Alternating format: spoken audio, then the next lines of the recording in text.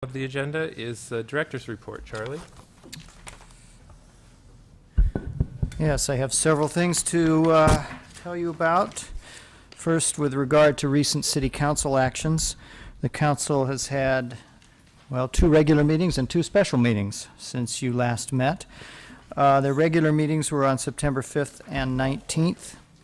On the 5th, they held a study session on a proposed smoking ordinance, and then that ordinance was introduced on September 19th and is expected to be passed on October 3rd.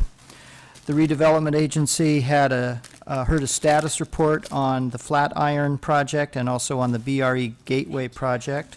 Concerning the Gateway project, the council voted to encourage the developer to pursue a design for a mixed-use development that would include the Denny's and the 76 site and take that to a community meeting. It's not clear whether they're inclined to do so, however. The council also introduced the residential demolition ordinance, which requires city council approval for demolition of residential structures, and that was passed on September 19th.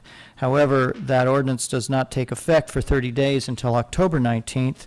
So at their special meeting this past Monday, the council passed an urgency ordinance to make that ordinance take effect immediately in order to stave off any attempts that there may be to circumvent it with applications submitted prior to October 19th. The council denied a noise waiver to allow Saturday construction at the Emery Station East project. They did approve 2 other noise waivers, one for Bay Street, residential building E, for 10 nights of work, and another for pile driving and other related work at the breakwater at the marina.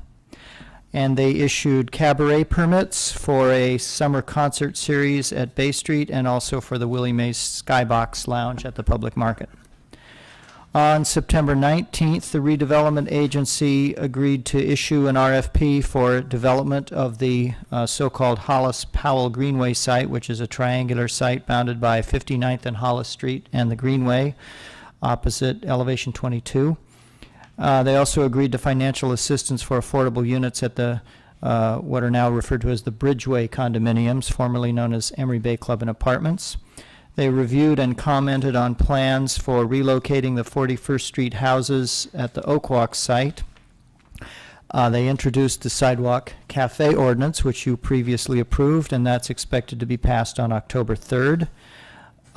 They had a demonstration prior to the meeting of quiet leaf blowers, and then they decided to require the use of quiet blowers with limits on the hours of operation at the meeting. And the council reviewed plans for the design of the Greenway adjacent to the Glass House project, the section of it between 65th and Doyle Street, which they approved with some minor modifications. As I said, they held 2 special meetings, both of which you know about. On September 14th, they had a joint meeting with you all on parking, and staff will be meeting within the next week or so to debrief about that and kind of figure out where we go from here, and we'll bring something back to you in the future about parking. And then there was a special meeting of the City Council this past Monday, which followed your special meeting, to consider 4 ordinances. All 4 were introduced by the council, some with some minor modifications. These included, as you may recall, a preservation ordinance, a condominium conversion ordinance, a downzoning of the RM medium density residential district, and a reduction in height between Hollis and Doyle Street. All were introduced and are expected to be passed on October 3rd, and they will take effect on November 2nd. The General Plan Update Steering Committee had their last meeting day before yesterday. There was a presentation by the consultants, Diet and Bhatia, and committee discussion on the future development scenarios regarding building heights. And then there was a final discussion and agreement on the guiding principles.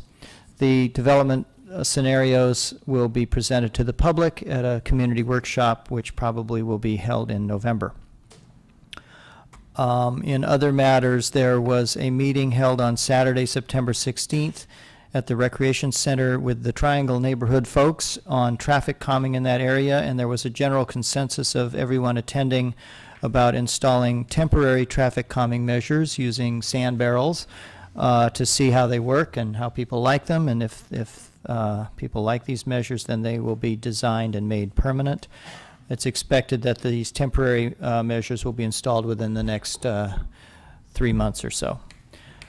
By way of announcements, you have on the dais in front of you copies of the final adopted, approved Park Avenue plan, and also an updated copy of the bicycle and pedestrian plan.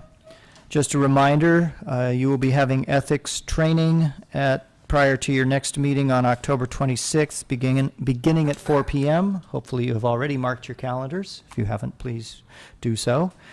And last but certainly not least, there will be a party for outgoing city manager John Flores here at City Hall.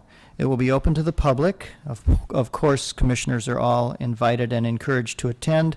That will be on Friday, October 27th from 4 to 7 p.m. And that's all my comments, all my reports. I'll be happy to respond to any questions you may have.